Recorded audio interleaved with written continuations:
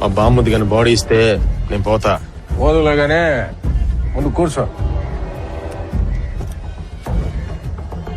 అన్నదమ్ముల లెక్క ఉంటుంటాం కదా, ఏంది ఇదంతా?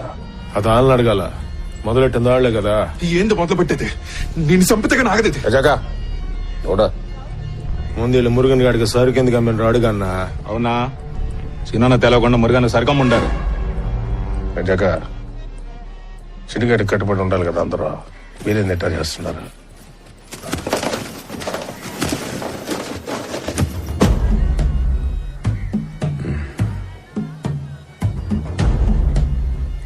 ఎంతది?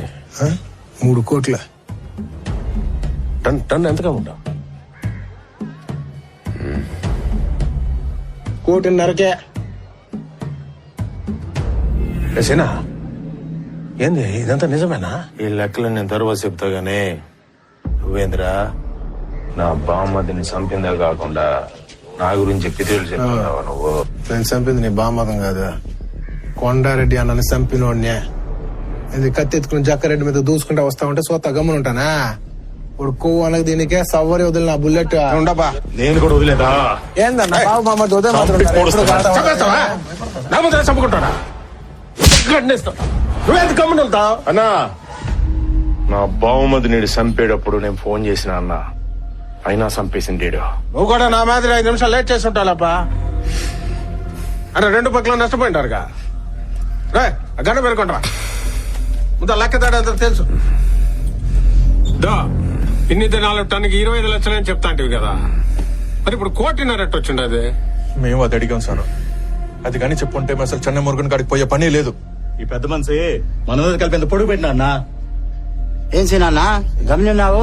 ఎమ్మెల్యే ఆడుతున్నాడు చెప్పచ్చు కదనా? ఏంద్రా నేను ఇప్పుడు లెక్కలు చెప్పాలనా? ఎన్ని దినాలు నేను చేసింది పోయిండదా? అవునబ్బా, ఏంది సీనన్న లెక్కలు అడుగుతా ఉండారు? ఎంతమందిని మేనేజ్ చేస్తా ఉన్నాడు, ఎన్ని చెక్ పోస్టులు దాటిస్తా ఉన్నాడు, అవన్నీ లెక్కలకు రావాయట. సామే మేము అక్కడికే వస్తా ఉండవా? మీరు పోలీసు వాళ్ళకి దుడ్డు ఇస్తుండారా? మేము పోలీసు వాళ్ళకి దుడ్డు ఇస్తుండవా? మీరందరూ కమిషన్లు ఇస్తుండ్రా, ఆ పైన కూడా మేము కమిషన్లు వేస్తా ఉండవా?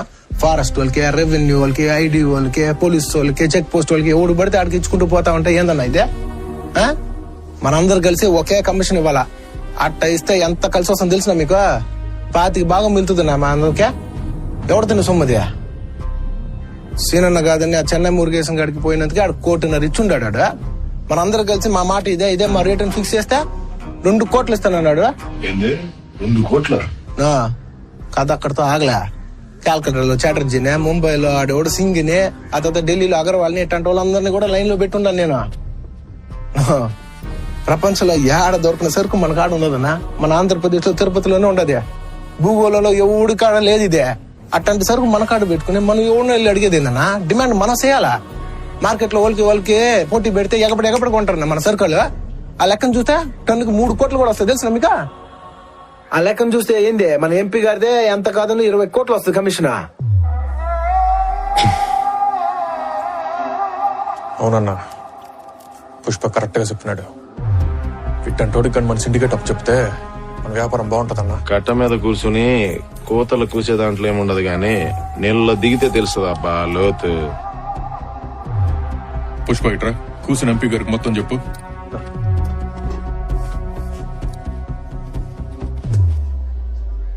నాకు ఒక్క అవకాశం కానీ సార్, ఎప్పుడు ఎవడు సొన్నంత లాభాలు చూపిస్తాను సార్ నేను. ఏం సార్ ఆలోచిస్తాడారా? నా ధైర్యం ఏందనేదా? ఇప్పటి వరకు నేను దాటిచ్చిన సరుకు దొరికిందేలే, అదే నా పెట్టుబడి. నమ్మండి సార్.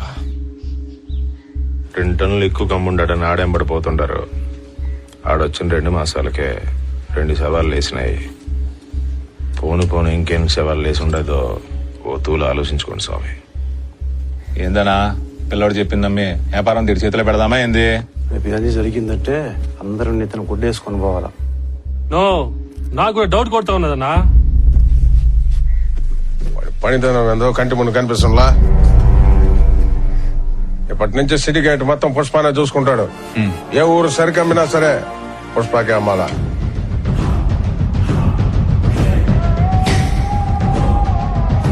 రేపే కాణిపాకలో ప్రమాణం.